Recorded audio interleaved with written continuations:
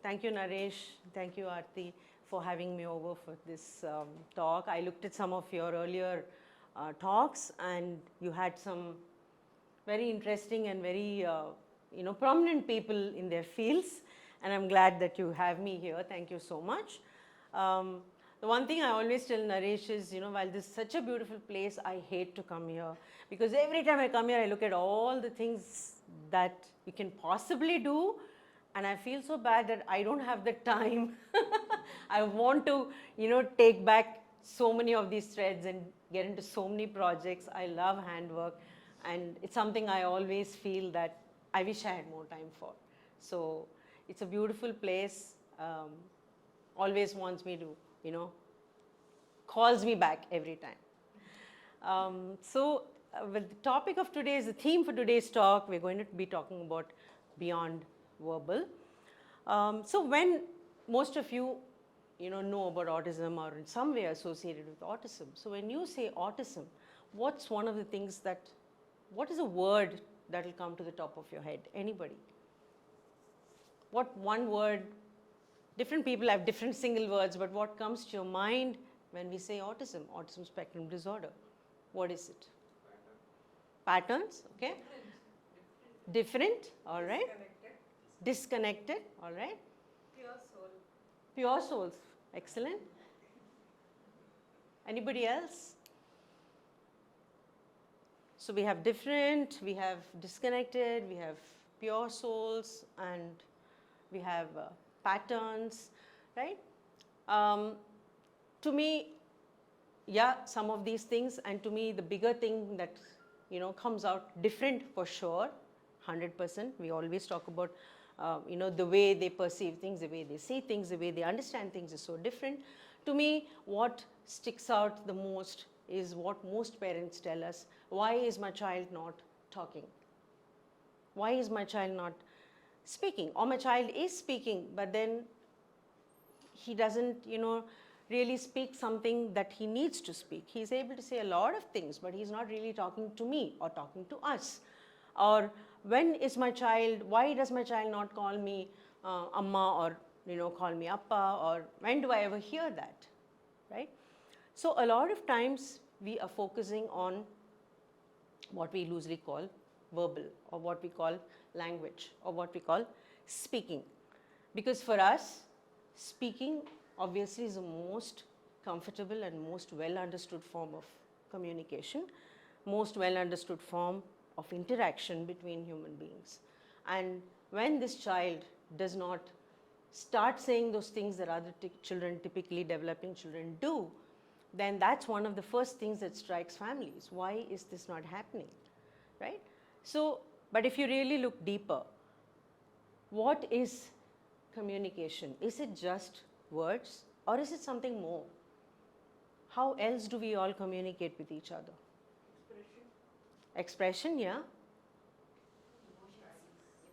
How do we show our emotions? Yes? Yes, emotions, of course. How do we convey it? What else do we use apart from words? Gestures, body language, right? Head nodding, maybe. Your eyes talk a lot.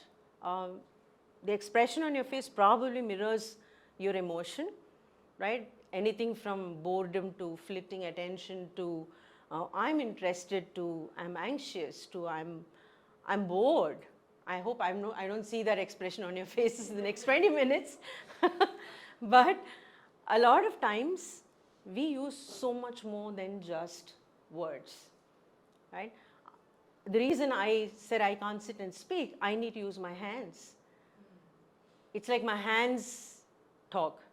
I think that's one of the titles we had for the talk. Because if I don't move my hands, or I don't, then I'm not able to bring about a lot of expression or say a lot of things that I really want to say. So when you look at our children, the difference that you see in them is this single big, what we call deficit, or what we may call challenge, which is in the realm of being able to have verbal language, right? Which is the most common form that we all understand as the form of communication and as a form of social interaction as well.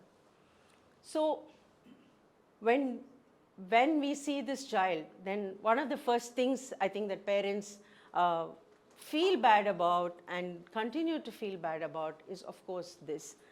When is my child going to speak, right? I'm sure many of you who are parents in the audience have felt like that. Or if you have children who can talk, very often they're not talking a lot of sense. I mean, they're saying a million things. I mean, there are kids, like we all know, who can, recite so many things, sing songs, all with a beautiful American accent. They've never stepped out of India, never stepped on the American soil, but every child today speaks with an accent that's either British or American, depending on which video they like to watch. Right? And you ask the family, oh, were you living abroad? And they'd say, no, we've always lived in Chennai, or we've always lived in Mumbai or Pune or whatever it is. So here are these kids who may be able to say many things, but they really don't communicate. And when you start working with them, or when a parent comes and says, I want my child to be able to talk, and I want my child to be, very few people actually come and say, I want my child to be able to communicate. The first thing is, I want my child to be able to talk.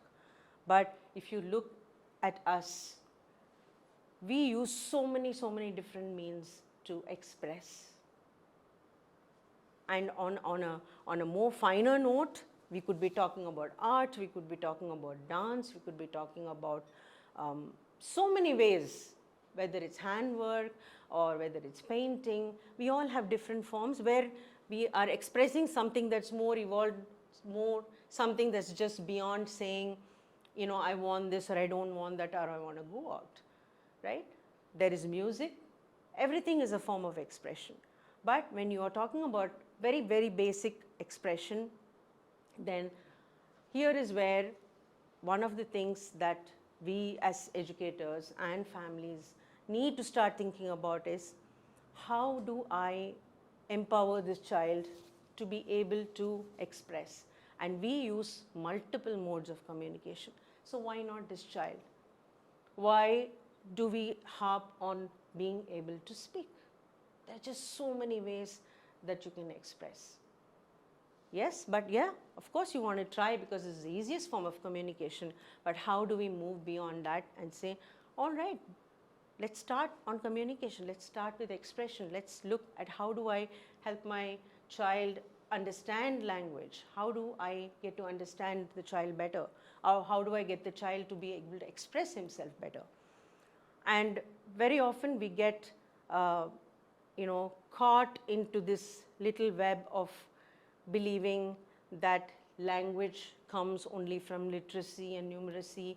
You need to be able to read in order to be able to communicate, or putting your child through reading or writing will stimulate, I don't know, his brain in some way and get him to start communicating. Listening to a lot of spoken words, right? Very often you'll hear families say, I was told that I need to keep stimulating my child. I need to keep talking. I need to keep labeling things. If he's looking at that, I'll say, oh, you're looking at this. If he's looking at the fan, I'll say, oh, you're looking at the fan. Oh, you're running, you're sitting. So we hear so many different aspects where people are trying to get to that basic verbal component of communication. As these children grow older, you ask the parent of a teenager, or you ask the parent of a young adult, and I know there are some of you here, one of the biggest worries, what is your biggest worry? What is my child going to do next, right? I was just listening to one of the parents talking about, oh, my child has, goes here, goes there, does X number of different things. Let's see how it pans out. So is there something concrete that they do in their lives like you and me? Probably not. Based on experience, what do we see? You and me hold steady jobs. We've been working at something for the longest time. We spend pretty much a large part of our day doing a particular thing. But when we look at our young adults and teenagers, what do we see? We see a lot of scattered skills. we see a lot of scattered abilities. We see a lot of inattention beyond a particular point, inability to sustain interest in a particular activity for the longest time. And here are these young people who have a lifetime ahead of them, really a lifetime, right? And how are we going to look at getting them to be able to live in the world? How are we going to be able to equip them with skills to survive the world once the parents are not there, or once the familiar set of individuals that they know are not here? And I think one of the things, on a very, very philosophical note, one of the beautiful things that comes to me is, if you remember, Sharda, in 2008, I think, when the UN declared April 2nd as World Autism Awareness Day, and we all believed that we have to do something, right, to actually make a mark on that day. It's a significant day. The whole world is talking about it. You lit up buildings blue, and each one of us were thinking, I'm sure you also did something spectacular that day. So we had these wonderful painters, R.B. Bhaskaran and Achyutan Kodulur, very well-known artists, and they came to our center, and we had this big, I think 3 feet by 3 feet canvas, white, beautiful canvas, and they said, oh, we're going to work with the kids. And so they just said, yeah, bring all the kids. And we are people who are like, so we have performance anxiety. I don't know about our kids. We definitely have performance anxiety. And they said, oh, it's all right, just let them come. And so can you imagine, there were about 10 kids at that time, and there were like tubes of paint all over, there were brushes all over, there was some turpentine, I don't know, whatever, there were some rags, it was like all kinds of things. And they just said, it's all right, let them do what they want. And we were cringing because the kids were like picking up random colors, squeezing tubes. Somebody had applied it all over their hands, and they were just, that beautiful white canvas had all forms of dabbles of paint and colors and random squiggles and dots and everything on it. And there was one point when one child who hardly ever used to say something actually stopped and said blue, saying he wanted that blue paint. And they said, yeah, sure, take it. And I mean, I can never forget, that we were so nervous that these kids are not behaving appropriately. There are these nice gentlemen, well-known artists who are standing there, and they're going to be doing something, and look at the kids, oh my God, that canvas is looking terrible by now. And there is paint everywhere on everybody. But these gentlemen were so phenomenal. They were so calm, and they were just standing back and enjoying and letting the kids do what they wanted to do. And soon all the colors were mixed up, blotched up. And at the end of an hour or so, when we finally managed to, and the kids had a blast. They really enjoyed it. Not us, we were very nervous. The kids really had a great time. And when it was all done, these wonderful artists who knew nothing about autism, who had not received a lecture on it, did not know they had communication deficits, did not know they had social deficits, nothing. Oh, something called autism. And maybe we gave them a brochure much later and spoke to them about what is autism. But they just went there, let the children run riot, and in the end of it, when all the kids had left, they just, put it together and gave it a form. Gave it a form that we could never imagine. And that painting still hangs in our office. And it's such a beautiful piece of art. Anybody who comes there asks us, who did this? Now, I don't know whether we have to credit the artists. Their names are there. Our children's names are not there, of course. But what was striking about that whole event was the fact that they were allowed to explore. They were not judged. And nobody said, this is the way to do it. Nobody said, you need to, take it in a brush, and these are the strokes, or this is the place in which you need to do it. It was truly freedom of expression. Truly freedom of expression, where I don't know what the children intended to express, I wish maybe they knew, I wish they could tell us, but at the end of the event, they were happy. The artists were very, very happy with the outcome. And, you know, so I always think of those two wonderful gentlemen who came there, did not know anything about autism, but were able to include these kids in, and everybody had fun at the end of the day.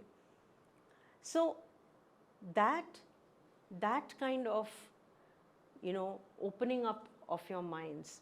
That is not to say that we need to get our children to be splashing around and expressing all the time.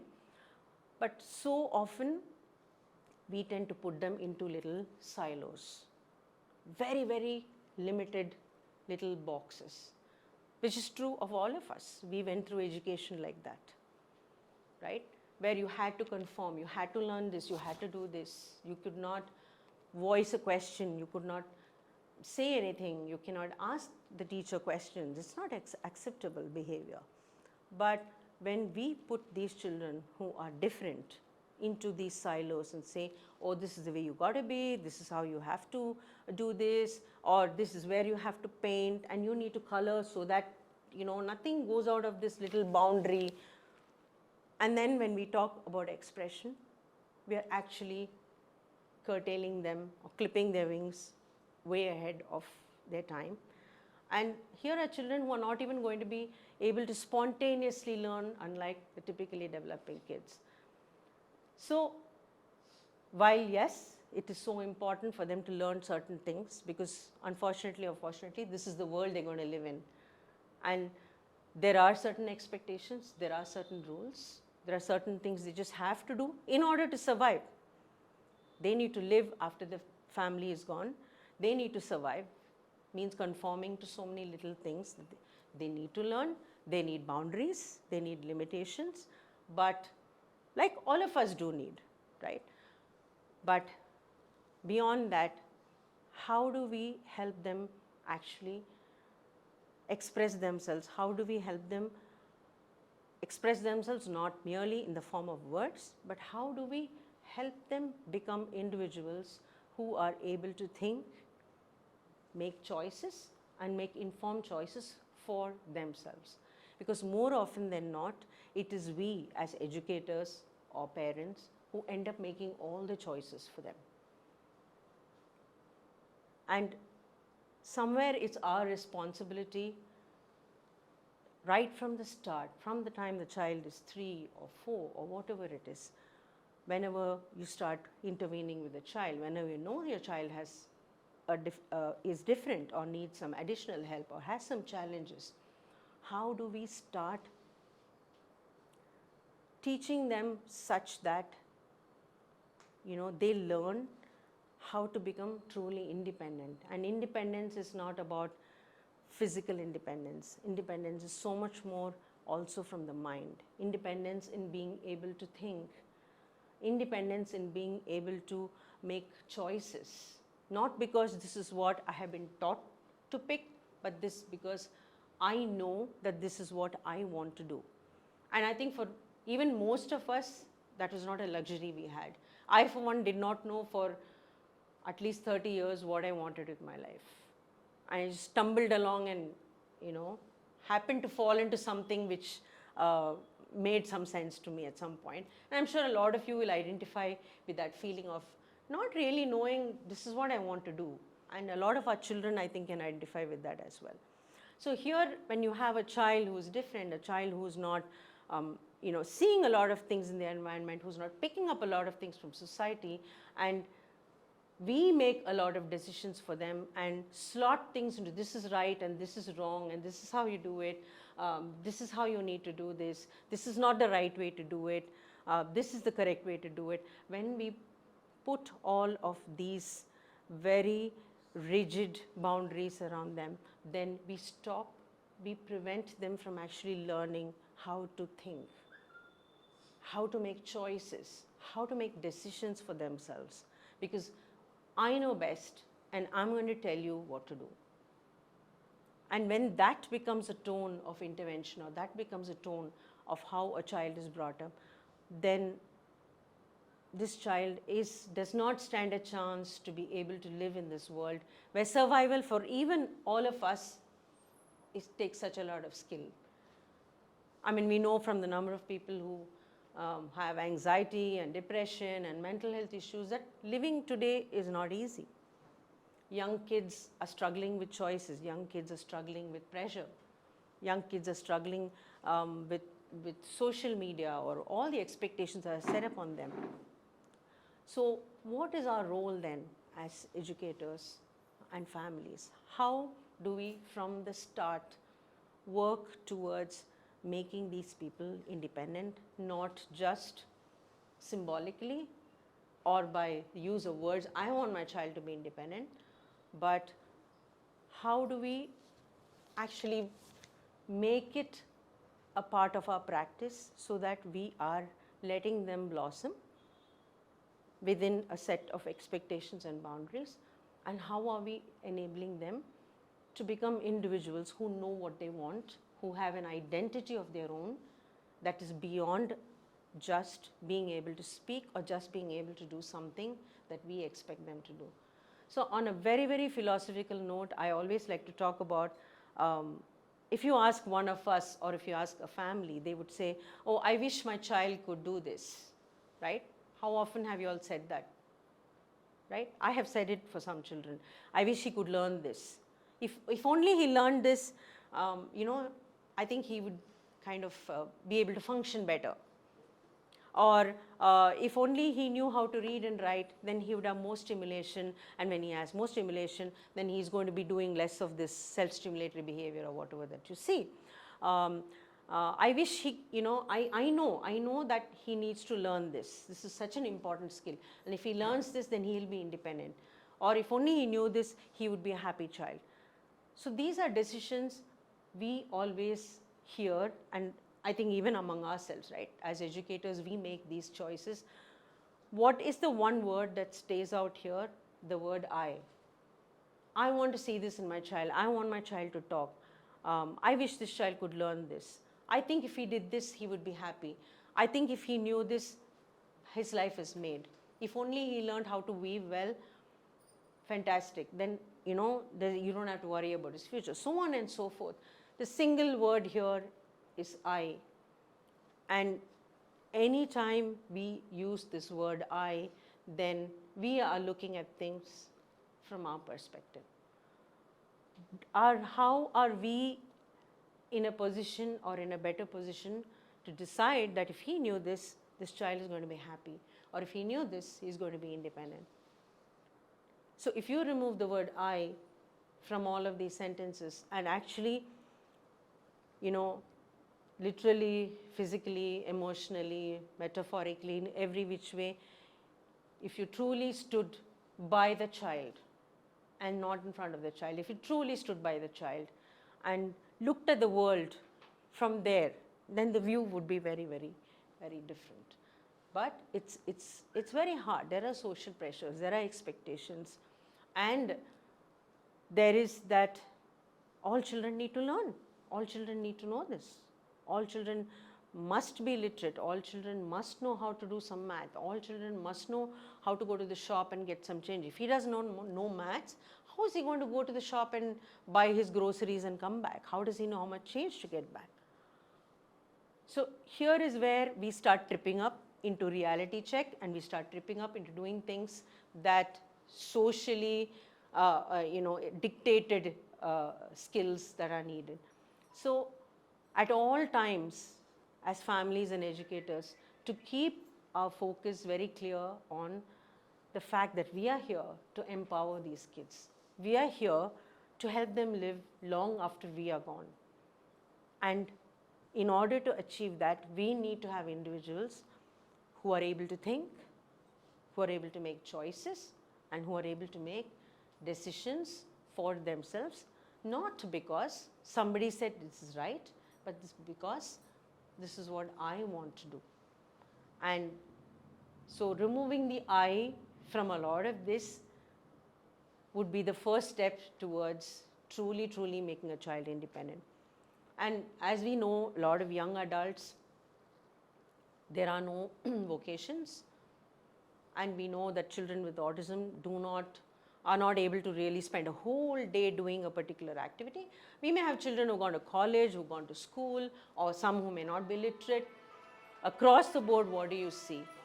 The fact that they are not able to sustain in a task. They are not able to carry on doing a particular task for a long time. How then do we build up something for the future? And something like weaving, which is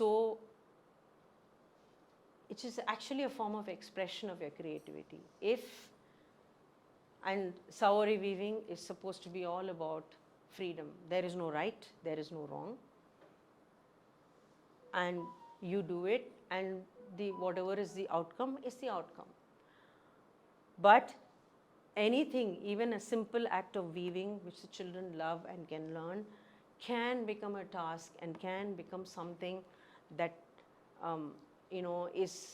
loses its sheen for kids if we are going to stand here and dictate to them to say, this is what you need to do, these are the colors, this is your output. And so at every sphere, at every point, for us to be aware of, are we helping our children truly become independent? Are we helping our children truly make choices? Or are we standing there and somewhere exercising our control so that even that beautiful art that they can bring out in the form of weaving or any of the things that they choose to, are we intervening there and making it another chore, making it something that they're not interested in anymore, but they'll do it because I'm expected to sit for a couple of hours. So I think at the end of the day, it's for all of us to start thinking about this, start thinking about what are we doing for our children, right from the word go, from the time that they're very young. After all, everybody wants these children to be happy, right? How many of you would agree with me? You want the children to be happy? Yes? Yes? Agreed? So everybody, whether it's a parent or an educator, you want the child to be happy at the end of the day. But to look back at ourselves and see, are we really contributing to the process? Or are we symbolically saying, I want my child to be independent and happy? And are we working, in a direction that's entirely the opposite? So whenever a child sits to weave, that's one of the things that come to my mind, that we actually, say, okay, these are the colors, we pick the combinations, we set them to do it, unlike those two artists who actually let them just explore with the colors, just experiment with the colors, and what came out was something beautiful. So how and can we actually think at every step about this choice that we are making, so that we are truly leaving individuals behind in this world who are equipped to deal with themselves and to deal with the world. Thank you.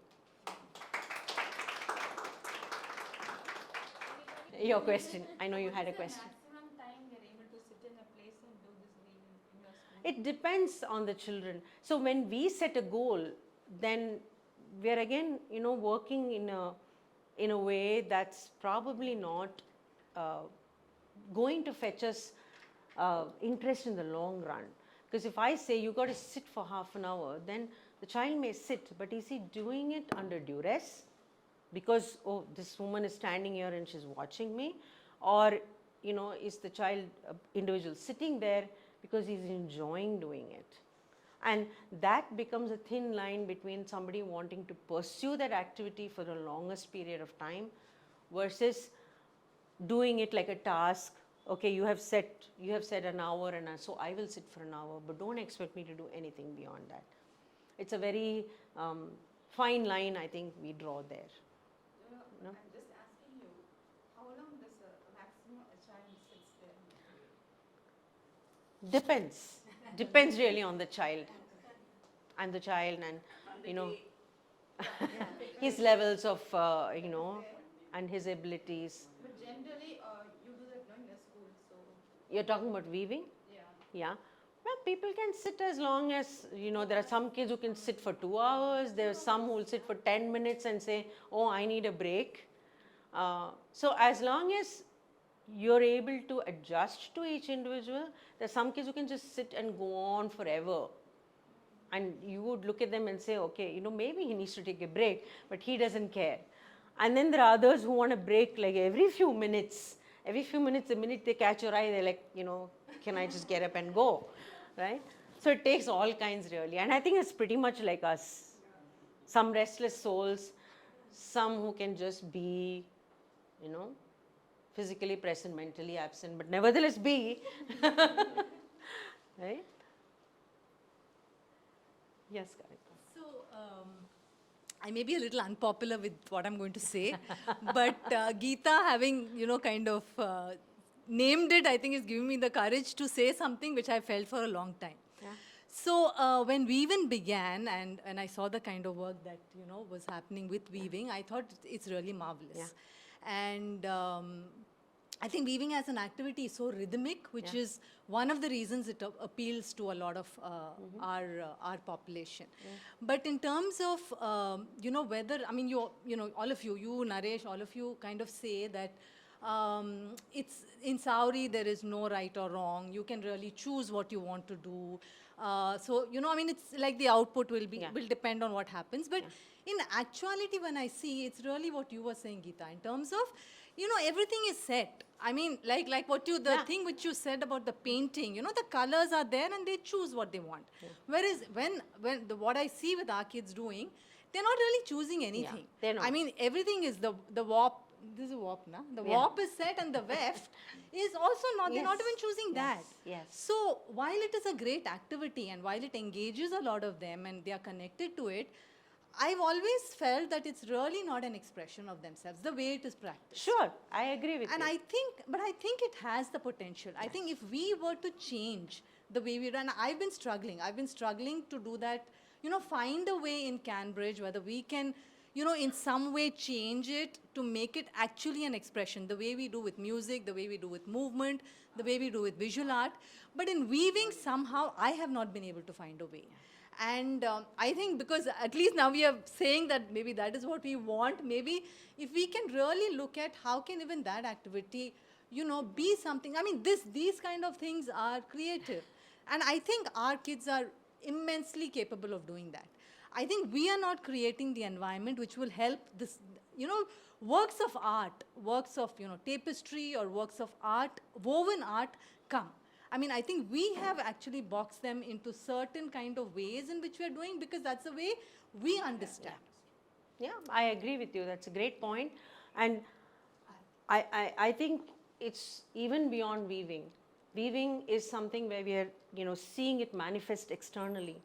But it is the very philosophy from the start that we don't really empower our children. If you notice, we were talking about this a little earlier, we are still, we have that little control. It's almost that, the fear. What if the child trips up?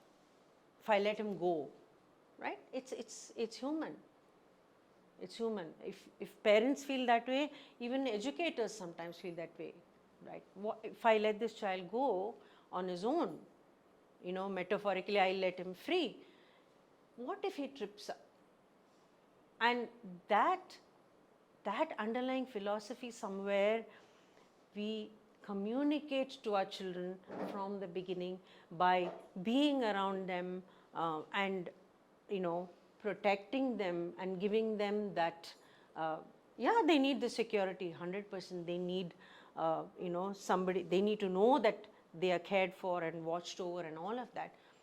But how are we still giving them the choices? How are we laying down those limits? And limits are as much important as our choices, because without limits, choices don't exist. Everybody needs boundaries. We all need boundaries. Otherwise, we'd have a banana republic, right? Despite which we manage to do the things we are not supposed to do, but that's a different matter. So somewhere, to answer your question, we need to start really, really young. And that is when I believe we are going to see that change in a young adult who is, able to recognize. And I think the most important thing is their identity, and that doesn't come to a lot of children if they've been under that very, very closed kind of, very supported, very closed kind of environment. And loosening that up right from the start, I believe, is something that might help. But yes, we definitely need to look at how can we make. We've had a couple of children who have actually said, oh, I'll do this design, and which is at least beginning to think of, okay, I don't have to necessarily do this, can I do this, and then what will happen? Yeah, so it's something for us all to think about, how do we bring it into that, into this activity, which is so easy, something all of them love to do. And like I always see people, therapists and children are fighting for space to do weaving because everybody likes to do weaving. So yeah, it's something to look for. Thank you, Kavita, for that. I can only draw, somebody says draw, I can draw, what can we draw? Two mountains, sun which is rising, and if I get very creative, I can draw some water and one boat. Those birds. Maybe a coconut tree. Coconut tree is easy. Coconuts are easy. The fronds are easy. And then maybe there is a man and one, little stick out there which is an oar. That's the limit of my creativity. I don't know whether I'm not creative in general or whether I was crushed into this somewhere along the way through my education system. But honestly, I remember we went for some workshop like this, expression. We're talking about autism and expression. What about us? We went for a workshop where we were supposed to draw something. Big chart paper, draw, just feel free. Oh my God, my mind is like, what? What? I'm panicking because I don't know what to do. And I look at my neighbor, which was Sharda, and she was equally panicking. I said, okay, this is useless. So it's gone, it's dead. So when we are like this, we who observe the world, we who are looking at so much beauty around us, but we are yet not able to put it down there, then how do we expect our children to get there?